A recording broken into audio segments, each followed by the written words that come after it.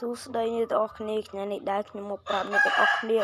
ពីរបៀបដំឡើង GTA ឥឡូវយើងចូលមកកម្មវិធីនេះម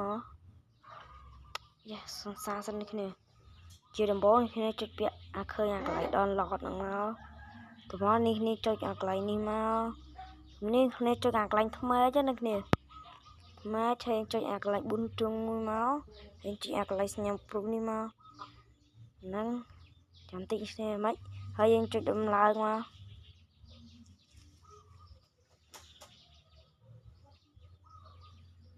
ចាំតិចអ្នកនរគ្នាស៊ូរំឡាយងាយងាយទេនេះអត់ពេញបាននេះនេះ